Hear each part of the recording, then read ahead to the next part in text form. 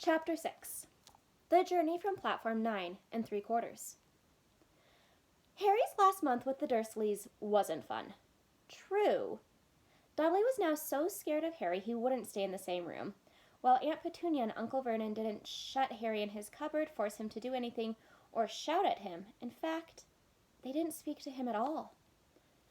Half terrified, half furious, they acted as though any chair with Harry in it were empty. Although this was an improvement in many ways, it did become a bit depressing after a while. Harry kept to his room with his new owl for company. He had decided to call her Hedwig, a name he had found in a history of magic. His schoolbooks were very interesting. He lay on his bed reading late into the night, Hedwig swooping in and out of the open window as she pleased. It was lucky that Aunt Petunia didn't come to vacuum anymore, because Hedwig kept bringing back dead mice. Every night before he went to sleep, Harry ticked off another day on the piece of paper he had pinned to the wall, counting down to September the 1st. On the last day of August, he thought he'd better speak to his aunt and uncle about getting to King's Cross Station the next day. So he went down to the living room where they were watching a TV show on television. He cleared his throat to let them know he was there, and Dudley screamed and ran from the room. Uncle Vernon? Uncle Vernon grunted to show he was listening. I need to be at King's Cross tomorrow to go to Hogwarts? Uncle Vernon grunted again. Would it be all right if you gave me a lift? Grunt. Harry supposed that meant yes. Thank you. He was about to go back upstairs when Uncle Vernon actually spoke. Funny way to get to a wizard's school. The train. Magic carpets all got punctures, have they? Harry didn't say anything. Where is this school, anyway? I don't know, said Harry, realizing this for the first time. He pulled the ticket Hagrid had given him out of his pocket. I just take the train from platform 9 3/4 at 11 o'clock, he said. His aunt and uncle stared. Platform what? 9 3/4. Don't talk rubbish, said Uncle Vernon. There is no platform 9 3/4. It's on my ticket. Barking, said Uncle Vernon. Howling mad, the lot of them. You'll see. You just wait. All right, we'll take you to King's Cross. We're going up to London tomorrow anyway, or I wouldn't bother. Why are you going to London? Harry asked, trying to keep things friendly. Taking Dudley to the hospital, growled Uncle Vernon. Got to have that ruddy tail removed before he goes to Smeltings. Harry woke at 5 o'clock the next morning and was too excited and nervous to go back to sleep. He got up and pulled on his jeans because he didn't want to walk into the station in his wizard's robes. He'd change on the train. He checked his Hogwarts list yet again to make sure he had everything he needed, saw that Hedwig was shut safely in her cage, and then paced to the room waiting for the Dursleys to get up. 2 hours later, Harry's huge heavy trunk had been loaded into the Dursleys' car. Aunt Petunia had talked Dudley into sitting next to Harry, and they had set off. They reached King's Cross at 10:30. Uncle Vernon dumped Harry's trunk onto a cart and wheeled it into the station for him. Harry thought this was strangely kind until Uncle Vernon stopped dead, facing the platform with a nasty grin on his face. Well, there you are, boy. Platform 9, platform 10. Your platform should be somewhere in the middle, but they don't seem to have built it yet, have they? He was quite right, of course. There was a big plastic number 9 over one platform and a big plastic number 10 over the other one next to it. And in the middle, nothing at all. Have a good term, said Uncle Vernon, with an even nastier smile. He left without another word. Harry turned and saw the Dursleys drive away. All 3 of them were laughing. Harry's mouth was rather dry. What on earth was he going to do? He was starting to attract a lot of funny looks because of Hedwig. He'd have to ask someone. He stopped a passing guard, but didn't dare mention platform 9 3/4. The guard had never heard of Hogwarts, and when Harry couldn't even tell him what part of the country it was in, he started to get annoyed, as though Harry was being stupid on purpose. Getting desperate, Harry asked for the train that left at 11 o'clock, but the guard said there wasn't one. In the end, the guard strode away, muttering about time wasters. Harry was now trying hard not to panic. According to the large clock over the arrivals board, he had 10 minutes left to get on the train to Hogwarts, and he had no idea what to do. He was stranded in the middle of a station with a trunk he could hardly lift, a pocket full of wizard money, and a large owl. Hagrid must have forgotten to tell him something you had to do, like tapping the third brick on the left to get into Diagon Alley. He wondered if he should get out his wand and start tapping the ticket inspector stand between platforms 9 and 10. At that moment, a group of people passed just behind him, and he caught a few words of what they were saying. "Packed with muggles, of course!" Harry swung around. The speaker was a plump woman who was talking to 4 boys, all with flaming red hair. Each of them was pushing a trunk like Harry's in front of him, and they had an owl! Heart hammering, Harry pushed his cart after them. They stopped, and so did he, just near enough to hear what they were saying. "Now, what's the platform number?" said the boy's mother. 9 3/4, piped a small girl, also red-headed, who was holding her hand. "Mom, can't I go?" "You're not old enough, Ginny. Now be quiet. All right, Percy, you go first." What looked like the oldest boy marched toward platforms 9 and 10. Harry watched, careful not to blink in case he missed it. But just as the boy reached the dividing barrier between the 2 platforms, a large crowd of tourists came swarming in front of him, and by the time the last backpack had cleared away, the boy had vanished. "Fred, you next," the plump woman said. "I'm not Fred. I'm George," said the boy. "Honestly, woman, you call yourself our mother. Can't you tell I'm George?" "Sorry, George, dear. Only joking. I am Fred," said the boy, and off he went.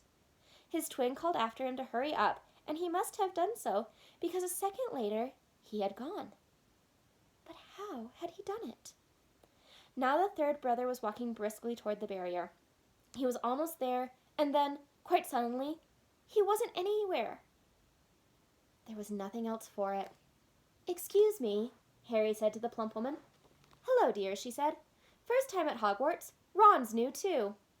She pointed at the last and youngest of her sons. He was tall, thin, and gangly, with freckles, big hands and feet, and a long nose. "Yes," said Harry.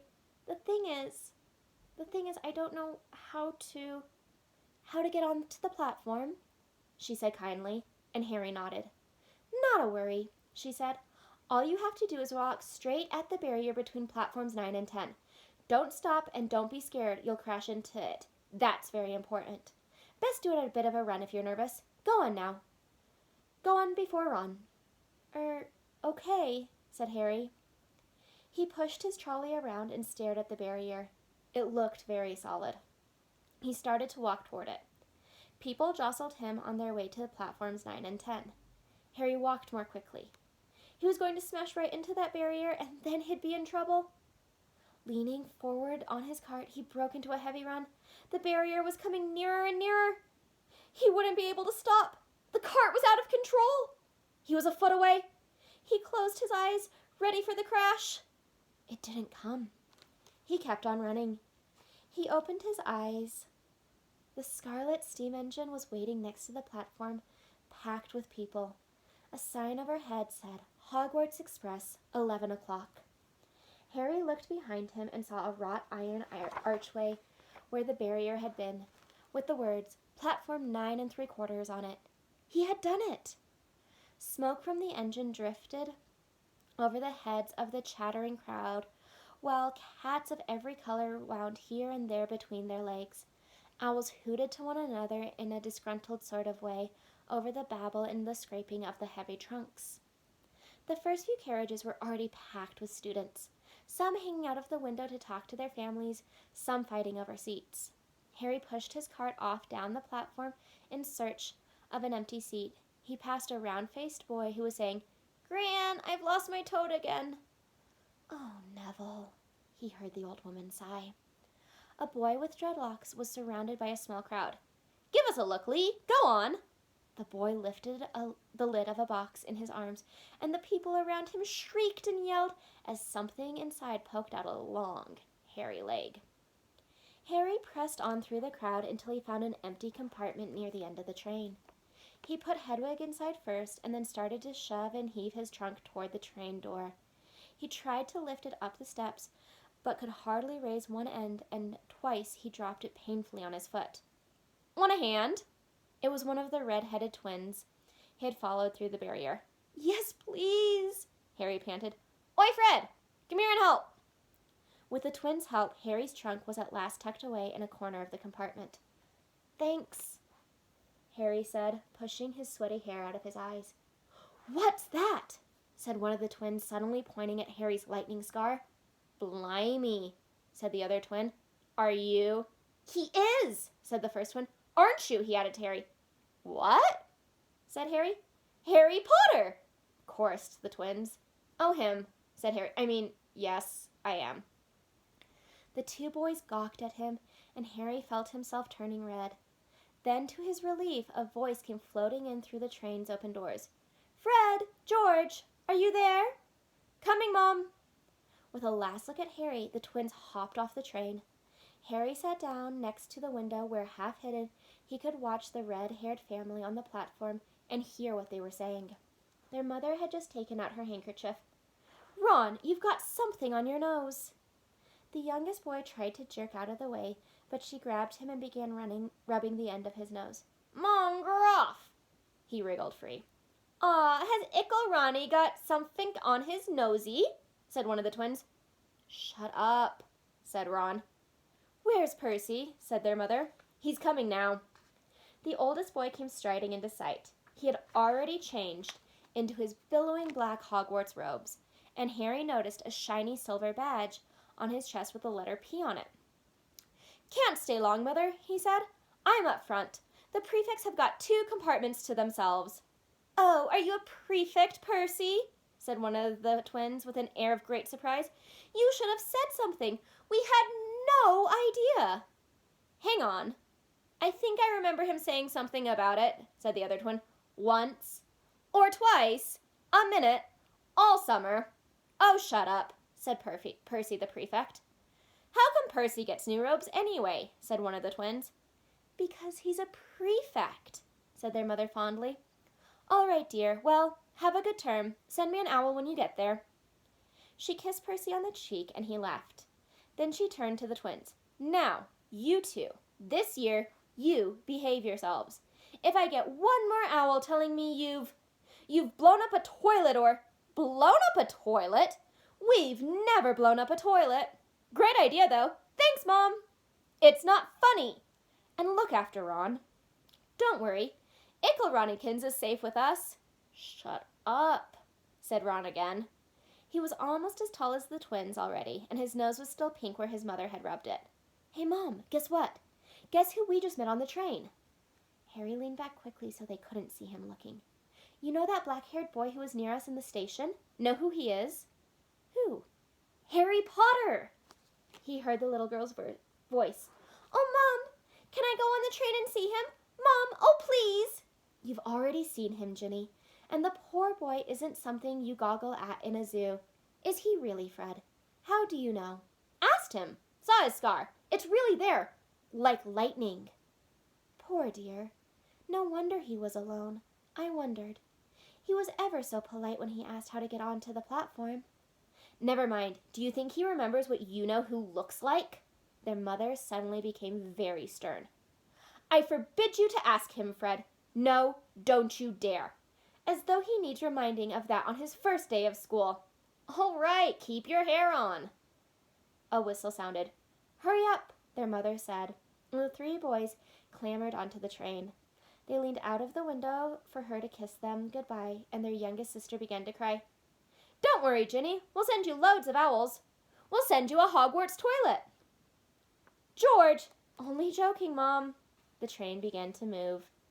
Harry saw the boys' mother waving, and their sister half laughing, half crying, running to keep up with the train until it gathered too much speed, and then she fell back and waved.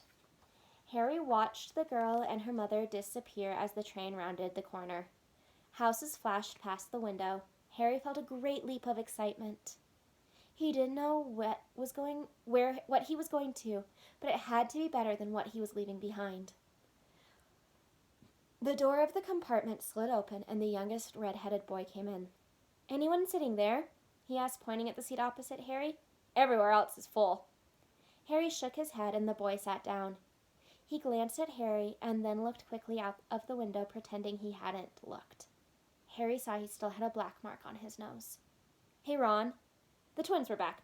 "Listen, we're going down the middle of the train. Lee Jordan's got a giant tarantula down there." "Right," mumbled Ron. "Harry," said the other twin, "did we introduce ourselves? Fred and George Weasley, and this is Ron, our brother. See you later, then." "Bye," said Harry and Ron. The twins slid the compartment door shut behind them. "Are you really Harry Potter?" Ron blurted out. Harry nodded. "Oh, well, I thought it might have been one of Fred and George's jokes," said Ron. "And have you really got, you know?" He pointed at Harry's forehead.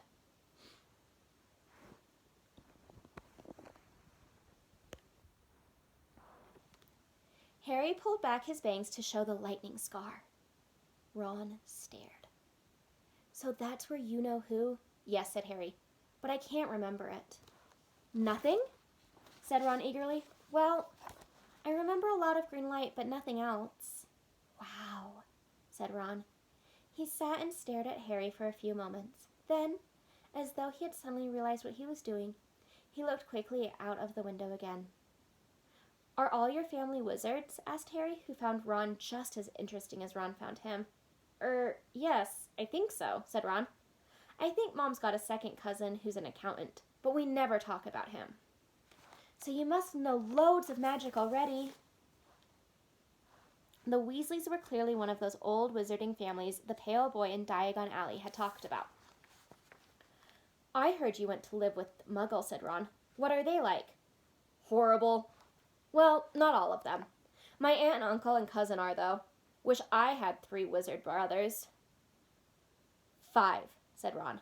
For some reason he was looking gloomy. "I'm the 6th in our family to go to Hogwarts. You could say I've got a lot to live up to. Bill and Charlie have already left. Bill was head boy and Charlie was captain of Quidditch. Now Percy's prefect. Fred and George mess around a lot, but they still get really good marks, and everyone thinks they're really funny. Everyone expects me to do as well as the others, but if I do, it's no big deal, because they did it first. You never get anything new either. With 5 brothers, I've got Bill's old robes, Charlie's old wand, and Percy's old rat." Ron reached inside his jacket and pulled out a fat gray rat, which was asleep. "His name's Scabbers, and he's useless. He hardly ever wakes up. Percy got an owl from my dad for being made a prefect, but they couldn't afford, I got Scabbers instead." Ron's ears went pink. He seemed to think he'd said too much, because he went back to staring out of the window. Harry didn't think there was anything wrong with not being able to afford an owl. After all, he'd never had any money in his life until a month ago, and he told Ron so. All about having to wear Dudley's old clothes and never getting proper birthday presents. This seemed to cheer Ron up. "And until Hagrid told me I didn't know anything about being a wizard or my parents or Voldemort," Ron gasped. "What?" "You said you know whose name," said Ron, sounding both shocked and impressed. "I'd have thought you, of all people." "I'm not trying to be brave or anything saying the name," said Harry. "I just never knew you shouldn't. See what I mean? I've got loads to learn. I bet," he added, voicing for the first time something that he'd been worrying about a lot lately, "I bet I'm the worst in the class." "You won't be. There's loads of people who come from Muggle families, and they learn quick enough." While they had been talking, the train had carried them out of London. Now they were speeding past fields full of cows and sheep. They were quiet for a time, watching the fields and lanes flick past. Around 12:30, there was a great clattering outside in the corridor, and a smiling, dimpled woman slid back their door and said, "Anything off the cart, dears?" Harry, who hadn't had any breakfast, leapt to his feet, but Ron's ears went pink again, and he muttered that he'd brought sandwiches. Harry went out into the corridor. He had never had any money for candy with the Dursleys, and now that he had pockets rattling with gold and silver, he was ready to buy as many Mars bars as he could carry. But the woman didn't have Mars bars. What she did have were Bertie Bott's every flavor beans, Drubel's best blowing gum, chocolate frogs, pumpkin pasties, cauldron cakes, licorice wands, and a number of other strange things that Harry had never seen in his life. Not wanting to miss anything, he got some of everything and paid the woman 11 silver sickles and 7 bronze knuts. Ron stared as Harry brought it all back into the compartment and tipped it onto an empty seat. "Hungry, are you?" "Starving," said Harry, taking a large bite out of a pumpkin pasty. Ron had taken out a lumpy package and unwrapped it. There were 4 sandwiches inside. He pulled one of them apart and said, "She always forgets. I don't like corned beef."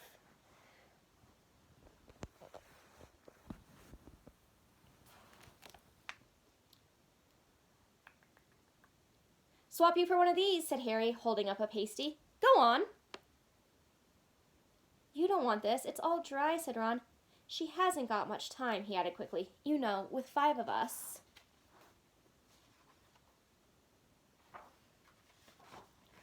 "Go on, have a pasty," said Harry, who had never had anything to share before, or indeed, anyone to share with. It was a nice feeling, sitting there with Ron, eating their way through all of Harry's pasties, cakes, and candies. The sandwiches lay forgotten. "What are these?" Harry asked Ron, holding up a pack of chocolate frogs. "They're not really frogs, are they?" He was starting to feel as though nothing would surprise him. "No," said Ron. "But see what the card is. I am missing Agaripa." "What?" "Oh, of course. You wouldn't know. Chocolate frogs have cards inside them, you know, to collect. Famous witches and wizards. I've got about 500. But I haven't got Agaripa or Ptolemy." Harry watched his chocolate frog and picked up... Sorry. Harry unwrapped his chocolate frog and picked up the card. It showed a man's face. He wore half-moon glasses, had a long crooked nose, and flowing silver hair, beard, and mustache. Underneath the picture was the name, Albus Dumbledore. "So this is Dumbledore," said Harry. "Don't tell me you've never heard of Dumbledore," said Ron. "Can I have a frog?" "Thanks." Harry turned over his card and read, "Albus Dumbledore, currently headmaster of Hogwarts. Considered by many the greatest wizard of modern times, Dumbledore is particularly famous for his defeat of the Dark Wizard Grindelwald in 1945, for the discovery of the 12 uses of dragon's blood, and his work on alchemy with his partner Nicholas Flamel. Professor Dumbledore enjoys chamber music and 10-pin bowling." Harry turned the card back over and saw, to his astonishment, that Dumbledore's face had disappeared. "He's gone!" "Well, you can't expect him to hang around all day," said Ron. "He'll be back." "No, I've got Morgana again. I've got about 6 of her. Do you want it? You can start collecting." Ron's eyes strayed over to the pile of chocolate frogs waiting to be unwrapped. "Help yourself," said Harry. "But in, the Muggle world, people just stay put in photos." "Do they? What, they don't move at all?" Ron sounded amazed. "Weird." Harry stared as Dumbledore sidled back into the picture on his card and gave him a small smile. Ron was more interested in eating the frogs than looking at the famous witches and wizards. But Harry couldn't keep his eyes off them. Soon he'd not only had Dumbledore and Morgana, but Hagist of Woodcroft, Alberius Gunnicrow, Circe, Parlis, and Merlin. He tore his eyes away from the druidess Claudina, who was scratching her nose to open a bag of Bertie Bott's every flavored beans. "You want to be careful with those," Ron warned Harry.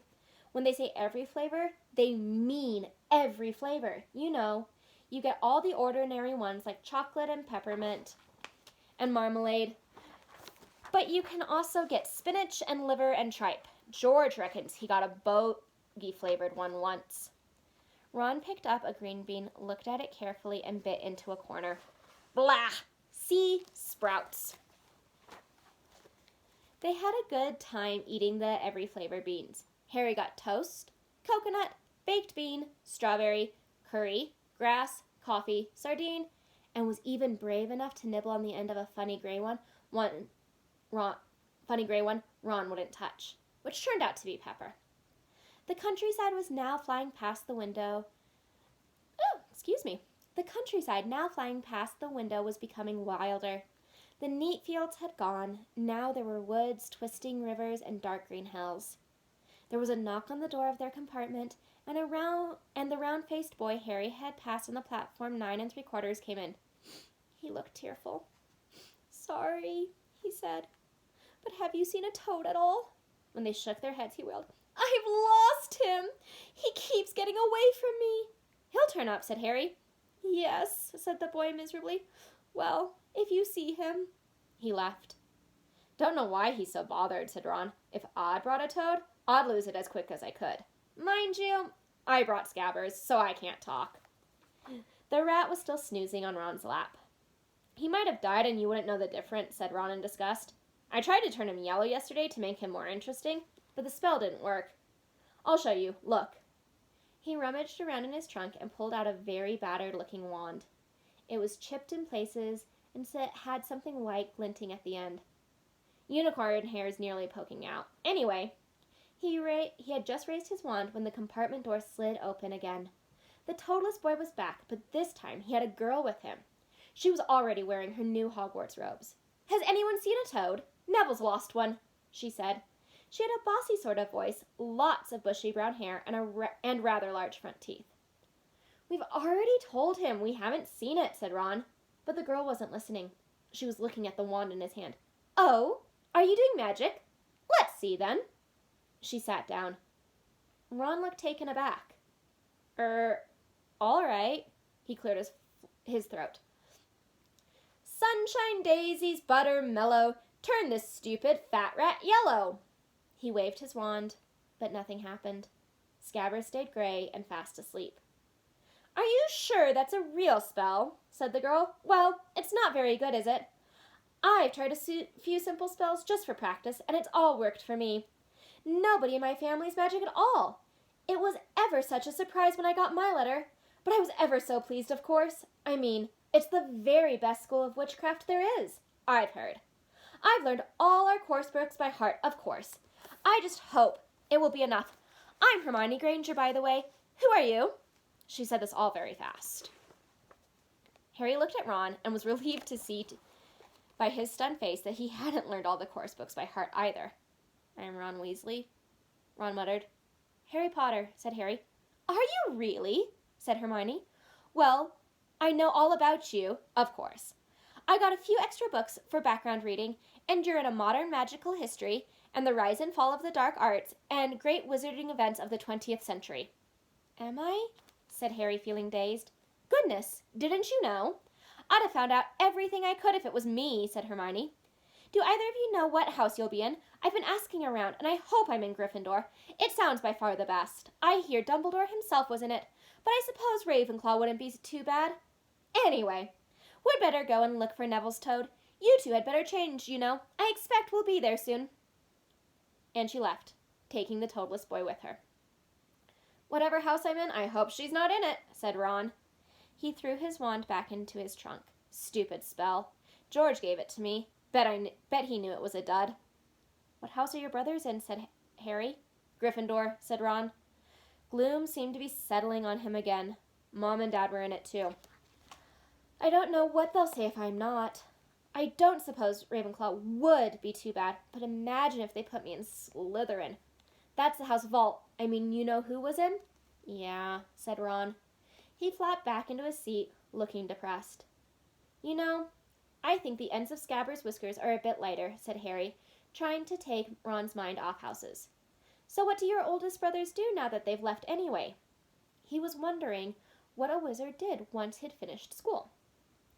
"Charlie's in Romania studying dragons, and Bill's in Africa doing something for Gringotts," said Ron. "Did you hear about Gringotts? It's been all over the Daily Prophet, but I don't suppose you'd get that with the Muggles. Someone tried to rob a high-security vault." Harry stared. "Really? What happened to them?" "Nothing. That's why it's such big news. They haven't been caught. My dad says it must have been a powerful dark wizard to get round Gringotts, but they don't think they took anything. That's what's odd. Of course, everyone gets scared when something like this happens, in case you know who's behind it." Harry turned this news over in his mind. He was starting to get a prickle of fear every time you know who was mentioned. He supposed this was all part of entering this magical world, but it had been a lot more comfortable saying Voldemort without worrying. "What's your Quidditch team?" Ron asked. I don't know any, Harry confessed. What? Ron looked dumbfounded. Oh, you wait. It's the best game in the world.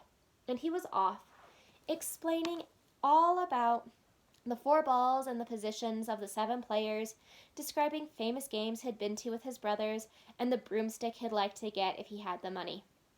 He was just taking Harry through the finer points of the game when the compartment door slid open yet again. But it wasn't Neville, the toadless boy, or Hermione Granger this time. 3 boys entered, and Harry recognized the middle one at once. It was the pale boy from Madame Milkin's robe shop. He was looking at Harry with a lot more interest than he'd shown back in Diagon Alley. Is it true? He said. They're saying all down the train that Harry Potter's in this compartment. So it's you, is it?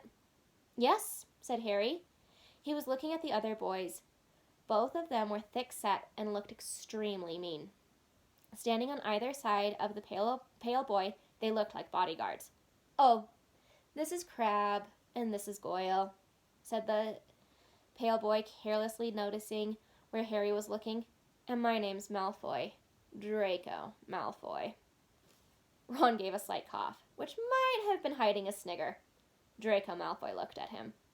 Think my name's funny, do you? No need to ask who you are. My father told me all about the Weasleys. Red hair, freckles, and more children than they can afford.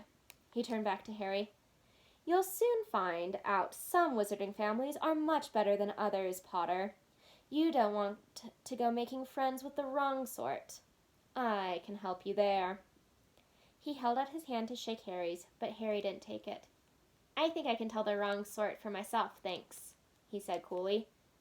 Draco Malfoy didn't go red, but a pink tinge appeared in his pale cheeks. I'd be careful if I were you, Potter, he said slowly.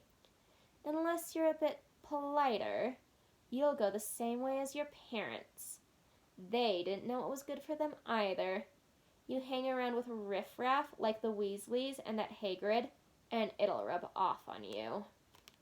Both Harry and Ron stood up. Say that again, Ron said, his face as red as his hair. Oh, you're going to fight us, are you? Sneered Malfoy. Unless you get out now, said Harry, more bravely than he felt, because Crabbe and Goyle were a lot bigger than him or Ron. But we don't feel like leaving, do we, boys? We've eaten all our food, and you still seem to have some. Goyle reached toward the chocolate frogs next to Ron. Ron leapt forward, but before he'd so much as touched Goyle, Goyle let out a horrible yell. Scabbers the rat was hanging off his finger. Sharp little teeth sunk deep into Goyle's knuckle. Crabbe and Malfoy backed away as Goyle swung Scabbers round and round, howling, and when Scabbers finally flew off and hit the window, all 3 of them disappeared at once. Perhaps they thought there were more rats lurking among the sweets, or perhaps they'd heard footsteps, because a second later Hermione Granger had come in. What has been going on? She said, looking at all the sweets all over the floor, and Ron picking up Scabbers by his tail. I think he's been knocked out, Ron said to Harry. He looked closer at Scabbers. No, I don't believe it. He's gone back to sleep. And so he had. You've met Malfoy before? Harry explained about their meeting in Diagon Alley. I've heard of his family, said Ron darkly. They were some of the first to come back to our side after you-know-who disappeared. Said they'd been bewitched. My dad doesn't believe it. He says Malfoy's father didn't need an excuse to go over to the dark side. He turned to Hermione. Can we help you with something? You'd better hurry up and put on your robes. I've just been up to the front to ask the conductor, and he says we're nearly there. You haven't been fighting, have you? You'll be in trouble before we even get there. Scabbers has been fighting, not us, said Ron, scowling at her. Would you mind leaving while we change? All right. I only came in here because people outside are behaving very childishly, racing up and down the corridors, said Hermione in a sniffy voice. And you've got dirt on your nose, by the way. Did you know? Ron glared at her as she left. Harry peered out of the window. It was getting dark. He could see mountains and forests under a deep purple sky. The train did seem to be slowing down. He and Ron took off their jackets and pulled on their long black robes. Ron's was just a bit short for him, You could see his sneakers underneath. A voice echoed through the train. "We'll be reaching Hogwarts in 5 minutes' time. Please leave your luggage on the train. It will be taken to the school separately." Harry's stomach lurched with nerves, and Ron, he saw, looked pale under his freckles.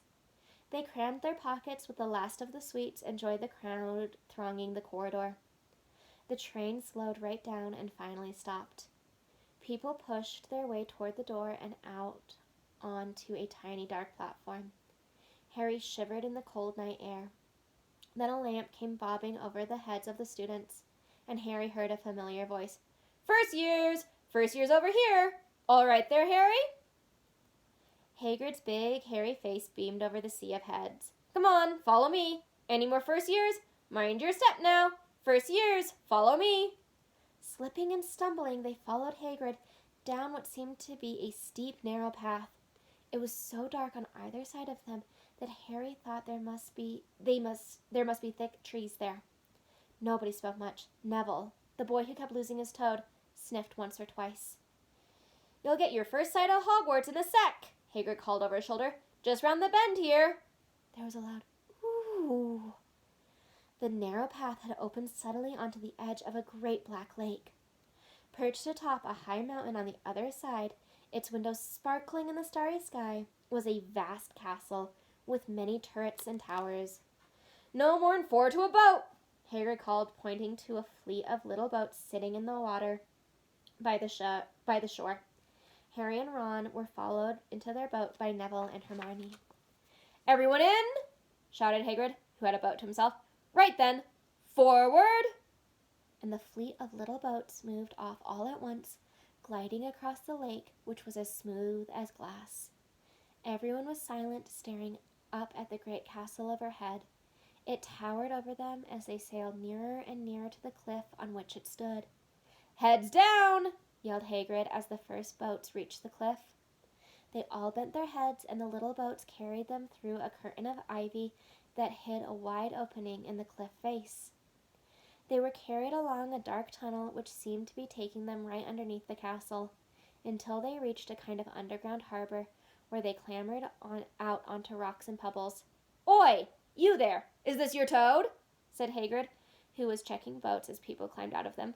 "Trevor!" cried Neville blissfully, holding out his hands.